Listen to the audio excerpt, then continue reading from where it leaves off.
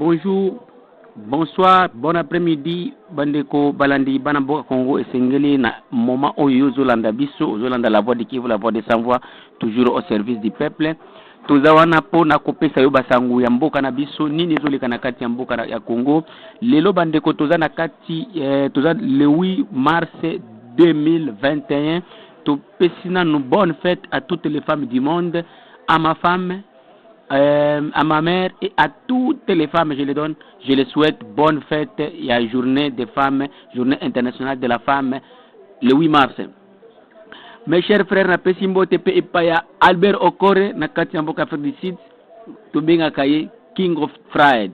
To pesipembo te epaya le grand combattant le vieux Sokoro na mboka ya Jobour na base ya Yoville. To pesibino baso mbote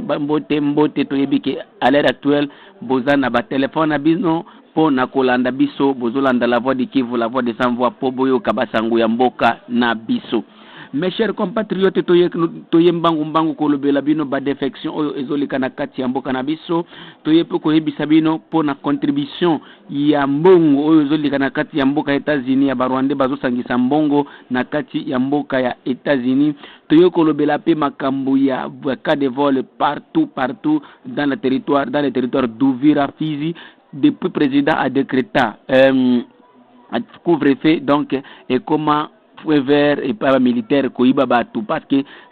biloko nyonso oyo ezomona na ba preuve nyonso ezali ezaki bangunde batu bazo koiba batu tozokende kolobela beno pe que na infiltration oyo ezosalama siko salami lelo le 8 na tongo oyo na kati ya mboka ya na kati ya plaine de la Ruzizi dans le territoire d'Uvira, toujours infiltration ya ba troupes étrangères oyo tozobenga ba Redi Tabara na ba donc les Tutsi burundais pour na infiltrer mboka na biso komata na kati ya OMOE plateau du territoire de Fizi, Uvira et Mwenga po na kokende kosala bitumba. Oui, tout ça qui nous lelo toza le 8 eza la voix de Kivu, la voix de sans voix, toujours au service du peuple. Bandeko mabe ekoti na kati ya mboka na biso boyebi bino nyonso ba defection ekomi ebele après ce matama mucho pe akendaki na kati ya Nzamba. Mucho yende azalaki parsec ya General Bolingo, aza General Mususu Rwandais. Mucho tangu selon ma information tozui il paraîtrait ezaye General Bolingo nde muto atindi mucho akende na kati ya Nzamba. Donc awa tozo bisabino ba document nyonso ya opération oyo de colonel General Bolingo bandai ko diriger eza na kati ya Nzamba. Et puis selon l'information, il y a la voix de Kivu, la voix de sans voix, et le biquet, Barwande va se préparer vraiment à conséquence après la défection au Salami, parce qu'ils ont aussi réussi, il y a comme Mabiloko et Mounene, donc Bamando qui n'a biloko tout, et ils sont appuyés par les hommes riches de ces pays,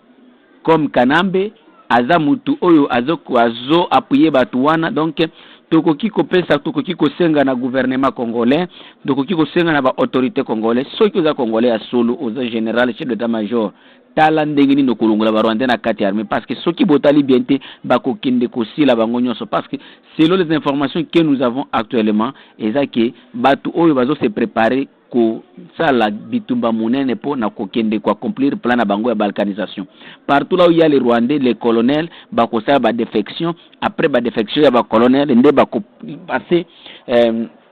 nde bako passer na ba défection ya quelques généraux na bango, parce que information toujours ki zaki l'air généraux balobaki bango tout bakoki kokende te po babongisa ba poste ya ba généraux te, il faut ba colonel na bango bakende. Donc bisika nyonso bozali bana mboka militaire policier yebaki soki commandant na yo aza Rwandais soit disant Munyamulenge ebisa yoloba yebaki un jour azoki mabino azolanda makanika na kati ya Nzamba po bakende ko continuer toujours ko massacrer bande ko na bino, ko continuer toujours ko buma mama na bino, ko continuer toujours ko violer ba sœur na bino. Mais congolais zalama yele fungola miso, comme nous n'avons pas de responsables à la tête du pays, na sengi to sengi ba congolais nyonso bisika bozali bo telema bo belela, et puis tous à la vigilance la jeunesse, soyons toujours prêts. Au moni soki gouvernement elembi bobo sanate biso population de tobundela kamboka jeunesse moto moko intimido bino te parce que le français minene oh l'armée il y a l'armée mais on tire les gens chaque jour, il y a l'armée mais on viole les gens chaque jour, et cette armée nous n'avons jamais vu même baye ko ça le loko moko boy. Donc appelle la voix de Kivu koki ko sala ezaki jeunesse ya mboko oyo, jeunesse ya Congo oza na kati ya Congo oza la libanda, il faut omiye ba d'abord et puis ozwa otelema osala part na yo pona kobondela mabele ya bakoko. Mboka na biso oyo eza mboka moko elengi, eza mboka moko donc sukali, eza mboka moko ya mafuta nzoi. Sikoyo yango bomoni ba monde mobimba kanambe risi bazutala ngo kotala koma bakoki konui nani sécurité ya mboka na biso. Mais balobaka boye tozaka na dage moko boye ya munoko ya mboka elobaka ke soki tangu ozo kata matiti soki omoni libanga donc ekobebisa lisusu machete te na ndenge ba congolais to moni déjà libanga to yebi machete ekobeba lisusu te. Donc mutu na mutu akose préparer à conséquence, prêtre, pasteur, homme politique ou qui pêcheur nani yebaki avoza la prêtre ozanano congolais. Et puis ceux qui mboke baby yebaki nayo nanani bino nyoso bokosala musala na bino te. Ceux qui oza administrateur, oza gouverneur, oza ministre, oza direct DG place moko boye général ubeki yebaki tangu bakosala révolution na mboko oyo barwande tangu bakosala nini occupation oyo ya bien oyo ya donc nabenga ngo colonisation yebaki même yo musala na yo okosala nango dente yango la voix de Kivu to beleli poto ebisa ba congolais nyoso to telema. Et puis makambo yango esukeli awate les Rwandais se préparent à conséquence toujours après quelques jours ya banquette na biso to sali banquette to kendaki timusika to tindi ba misère na biso les États-Unis ba kende ba luka nini zokoleka kuna na États-Unis to yoko kutake tous les Rwandais qui se trouvent na États-Unis bazoko sangisa mbongo na kati comme na église ya nani ya Destiny na kati ya comme na église ya Destiny na kati ya nani ya state oyo bazobenga New York State na kati ya nani ya ville oyo bazobenga Syracuse City na kati ya New York State Syracuse City, donc na kati ya ville ya Syracuse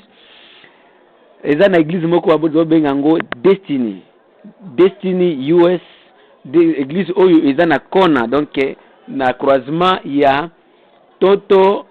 Street eza na numéro 514 Toto Street na Spring Street. Donc croisement ya Toto Street na Spring Street eza na numéro 514 na kati ya mboka États-Unis. Tozongeli lisusu po boyoka bien na kati ya province donc state ya New York, donc state New York State na kati ya ville obazo benga Syracuse. En français tokoki kotanga ngo Syracuse, mais na yebike na anglais oza Syracuse City. Donc na ville ya Syracuse City na mboka ya oyo ya États-Unis na kati ya New York State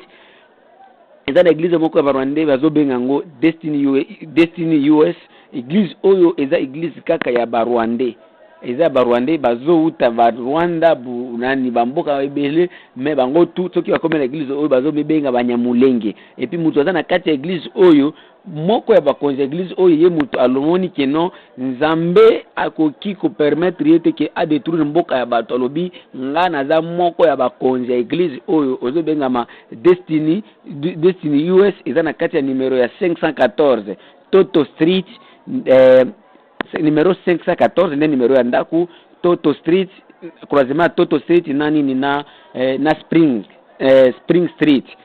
Nde alobi la voix de Kivu belela yebisa congolais ke église oyo bandeko bozomona yango photo yango eza wana nde bazosangisa chaque famille $1,500 po na ko soutenir bato oyo bazosala ba défection. Soki boyoki ba semata basali ba défection banani basali ba défection, donc église oyo ya Destiny US na kati ya Syracuse City na kati ya New York State à croisement entre Toto Street na Spring Street numéro 514 bangonde bato bazo tinda mbongo ko financer mbongo donc po na ba defection oyo et puis ko pesa bandeko na bango koto yo po baso mandoki ya koboma ba congolais.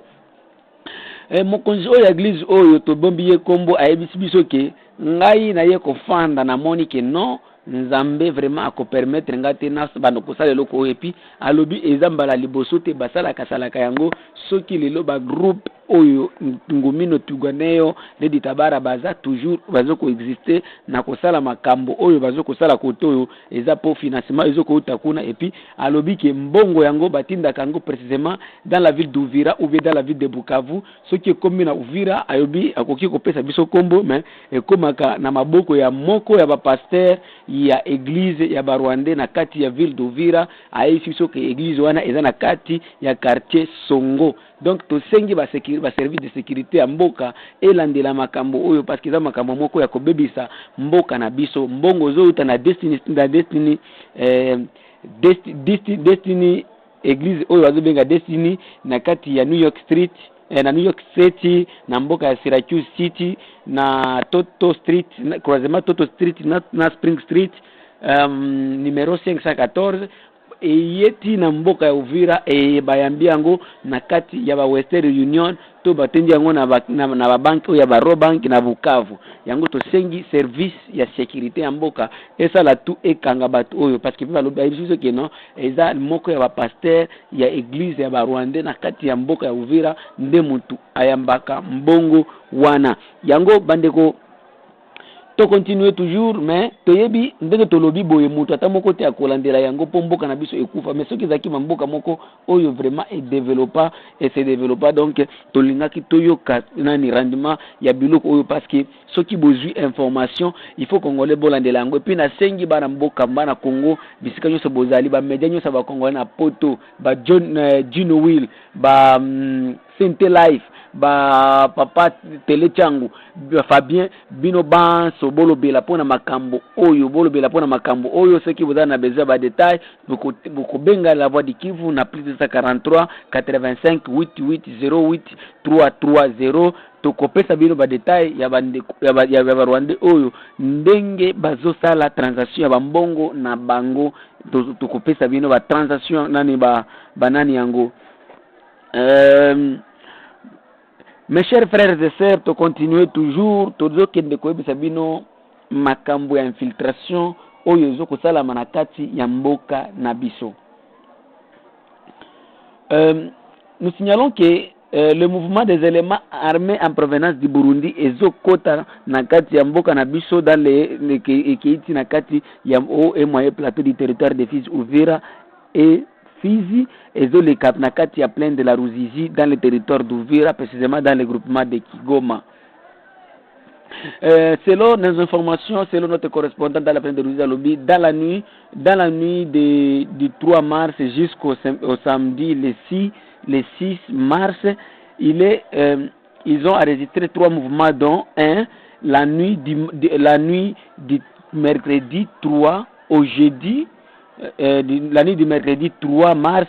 au jeudi 4 mars, ils sont passés à Kanango, intervalle entre Nyakabare D et Kianyunda. Donc na butu oyo ya mercredi to kende jeudi na kati ya butu na ni ba mouvement ngo infiltration ya baredi tabara ko uta Burundi balekaki na kati ya mboka oyo ya nani ya bazo benga ngo Kanango eza na intervalle eza mboka eza kati ya mboka oyo tozo benga Nyakabare D na Kianyunda.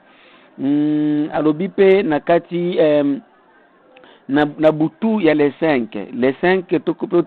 ici ils se sont subdivisés en 2 parties, dont une partie a passé par la même chemin et une autre a passé par Rushima, où il y a eu des échanges de tirs entre les éléments FARDC en place envers 23 heures. Donc bat oyo na jour oyo ya nani ya les 5 poto kende les 6 bakabolaki banzela moko groupe moko elekaki nzela oyo ya nani ya Kanango mususu elekaki na Rushima oyo bakenda na Rushima bakenda kokutana pe na bambila ya mboka na biso. Et puis lelo le 8 lelo na butu ya lelo le 8 na butu ya lelo le 8 mars 2021 lelo toza lundi infiltration mususu eza signalé na kati ya plaine de la Ruzizi dans le territoire d'Uvira dans les mêmes groupements de Kigoma chefferie de Bafuliru nani batu oyo bazaki na mandoki donc les ormes transportables bazaki na mandoki na ba bagage minene bautaki na côté Burundi balekaki na mboka tozobenga Ngendo au nord-est ya cité ya Sange, donc au nord-est de la cité de Sange eza cité ya munene eza na kati ya plaine de la Ruzizi bakendaki vers dans les hauts moyens et dans les hauts et moyens plateaux du territoire d'Uvira na kati ya groupement de Kigoma. Il s'est reposé à 8 km à l'ouest de Sange, place bazo benga Biumbu, nde place bakendaki ko se reposer batu oyo basalaki infiltration na date ya lelo ya le 8 na kati ya territoire d'Uvira dans le groupement dans le secteur dans le groupement de Kigoma chefferie de Bafuliru. Situation sécuritaire toujours bandeko ezake na date ya le 4 mars 2021 batnani ndenge bamonaki bato oyo bazokota après nos recherches bato oyo baza dirigé par un colonel et 3 majors et puis bango tu bauti na kati ya mboka ya Burundi et puis il y a aussi des fils de ces pays oyo bazo dirigé bango comme Monsieur Boulou, il s'est autoproclamé aussi Maïmaï, mais il n'est pas Maïmaï parce que Maïmaï ne peut pas faire entrer les troupes étrangères dans ces pays. Donc, comme on a eu Boulou, Yemuto Azokoti Sapé, étranger na kati ya mboka, et puis Akendaki na bango na kati ya mboka, ya Oibazo Benga, Karegerege. Nde esika amemaki bato yango oyo bazokota oyo bazosala infiltration pona koya kosala makambo ba organisation na kati na mboka na biso donc bato oyo bazoya pona kosala toujours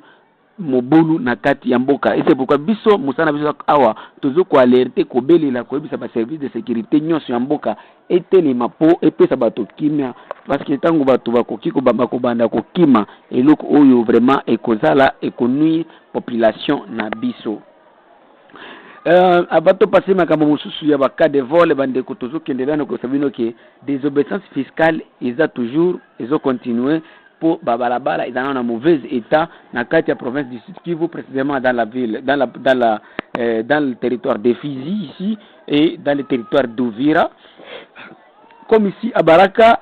lobby na kati ya marché ya Wenze lobby samedi le 7 mars 2021 na kati ya Wenze ya Mwemezi population tango boyaki elobaki ke tubiso ko futa taxe était il faut kaka nani gouvernement etonga babalabala parce que tokoki ko banda ko tambola te nani place ya 20 km il faut ça la une semaine pour balabala za mabe il faut gouvernement etonga balabala pour to futa ka taxe depuis Congo ezala Congo to futa ka taxe mais batonga ka balabala te alero wana bapolisie bayaki babetaki masasi likolo Wenze yango tu bato tu bakimaki babetaki ba bombe lacrymogène na kati ya Wenze bato ebele babongisaki biloko donc ezalaki débandade na kati ya Wenze. Mes chers frères, mes chers sœurs, tozo kende ko bisa bino ba cas de vol oyo zolika na kati eleki ezolika na kati ya ville d'Uvira dans la ville d'Uvira. Selon notre correspondant sur place à ABC Biso Baka, donc Uvira est commis Baka de vol est commis monnaie courante et puis nandenge bato bazo suspecté bamoni c'est comme si les militaires congolais de bato bazo kosala le kwana parce que depuis président a décrété couvre-feu bato batambola kana bango te soki commis 20h bato baza na bandaku mais bamiyi bayibaka toujours 20 soki commis 21h bato baza kana bandaku mais bamiyi babandaka ba 22h et puis basoda bango moko bazo banda ba 19h ko iba bato comme na date ya le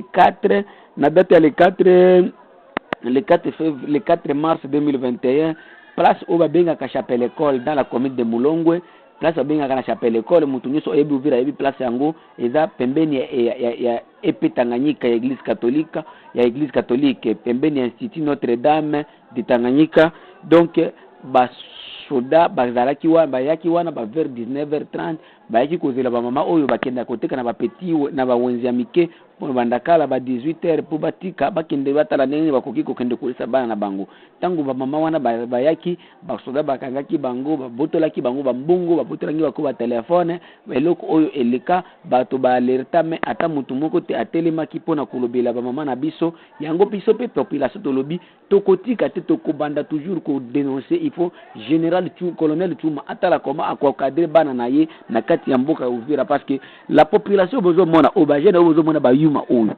soki basiliki boko kokanga bango te mandoki mutu abota makana ngote mutu abota makasoda même mutu akoma kasoda et puis mutu abota mana ye bien ole bino bakengeli ya bato botala ndenge bokoki ko vivre dans l'harmonie ya bien na population ezoka musabiso komona lisusu soki mutu amoni soda akimi. Un jour j'étais dans la ville d'Uvira na lobate tika kaka natala na mboka za ndenge nini babiso touta na biso bamboka tango na koti na nani na ville boye na lobena kinofana na monument oyo tuzobinga monument Mobutu na quartier Kimanga na fandi boye za kiba vers 18h toke ba 19h il a fallu ba soda baya pour se regrouper ka place wana ba kende na kati ya ba patrouille komona ba soda tout ba kimi na tuni ngana tikala na fandi na tuni mutu moko sikoyo pona nini bato nyoso bakimaki balobi basoda sa soko kuma na babenga na kabato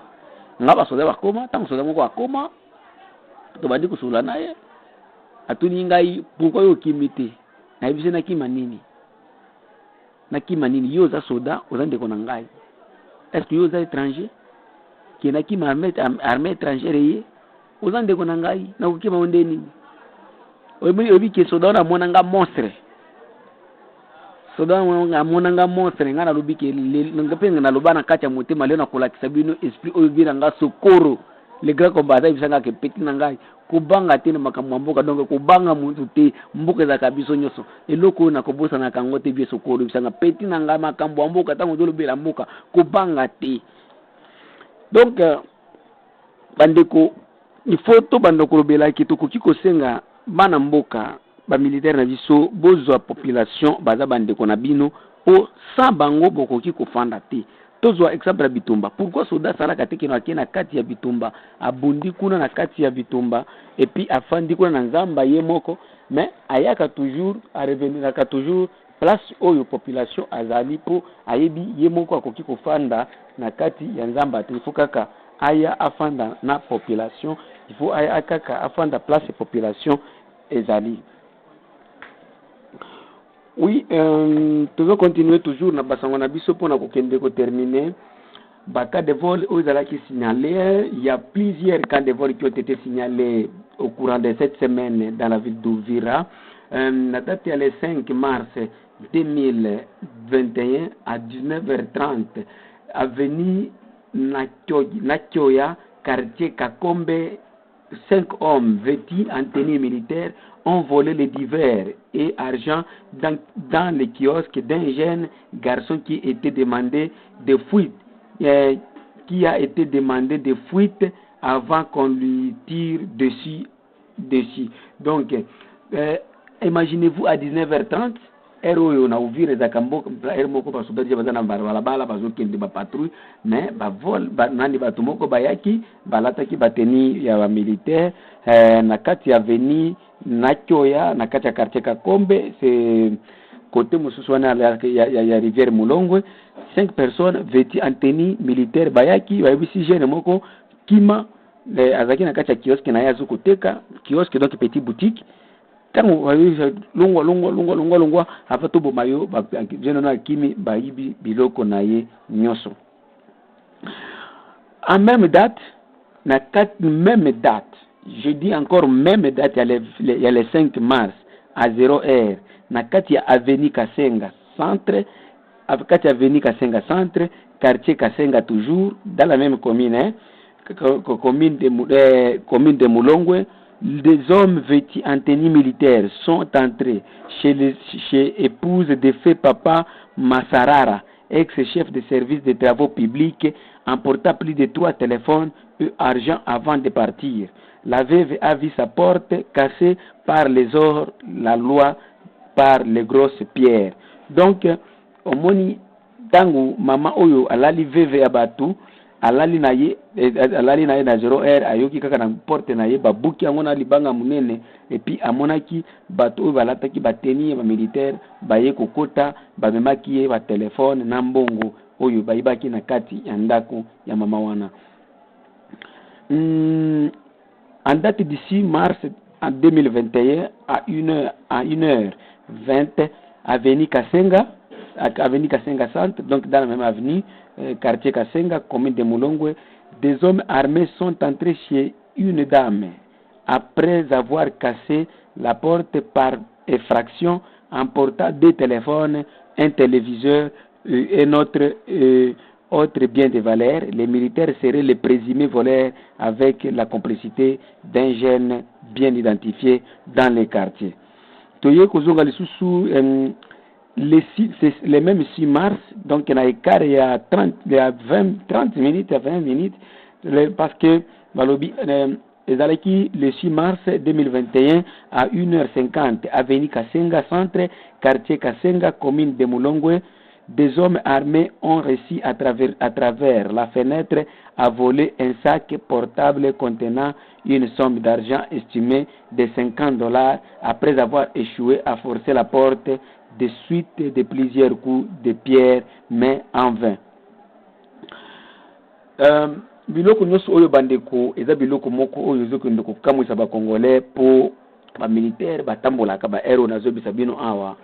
okoki jamais soki ozotambola na balabala eza baero babotolaka batelefone komona bamilitaire bazokokende na patrouille, mais epesaka pasi ntango tozokoloba boye mpo na makambo ya mboka na biso. Vraiment epesaka biso pasi makasi biso neti bato ya la voix du Kivu, la voix des sans voix, tozalaka nous sommes toujours là au service du peuple, et puis tokobangaka motu te parce que alobi kaka non, nous on est des services de sécurité, mais un jour nous aussi on peut y être là-bas, hein, parce que natango mobuto mosusu bazalaki bamosusu nde bakoma lelo, hein, mais tozawana biso tozawana pour à la défense de la terre et des bien-être de la population. Malgré bamosusu bamonaka biso mabe, ngai nayebisaka bakongolais te un franc na yo, million na yo, ekoki komema nga te kena kende kobebisa babele na nga te.